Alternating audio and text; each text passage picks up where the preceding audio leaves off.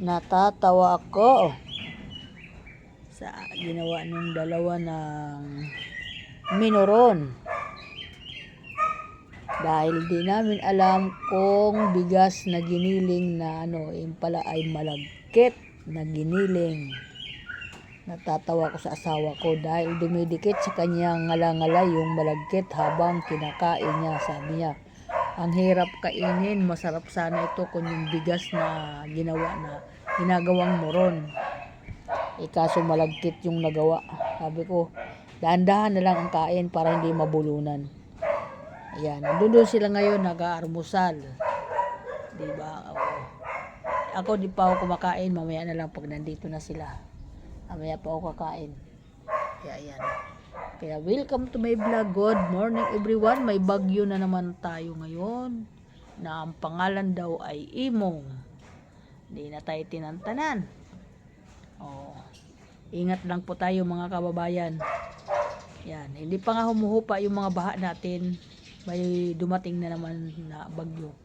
Kaya ingat po tayo mga kababayan. Baka mas malakas yung ngayon kasi ang tinira daw mga buong Pangasinan. Yan, nandun ang bagyo. Yan, dito Metro Manila, ganun. Kaya ingat po tayo. Ganun talaga ang buhay. Lagi tayong talaga may nakatakdang bagyo. Kaya mabuti nga ngayon at nag-iingat na ang mga kababayan kaya wala masyadong nasasaktan, di ba? Kaya iyon talaga kailangan naghahanda tayo at sumusunod tayo sa mga relocation. Yung mga evacuation. Sumusunod tayo sa mga ating mga barangay na mga nag-aano dyan na para masipti ba ang ating mga kababayan. Kaya maraming salamat din sa mga barangay ng mga mababait, sa mga mayor, lahat po sila na nagtutulong-tulong dyan sa ating mga sakuna pag mayroon ganyan. Thank you so much. Napakaganda. Ayan. Ayan. Ingat din po ang mga anak ko ngayon.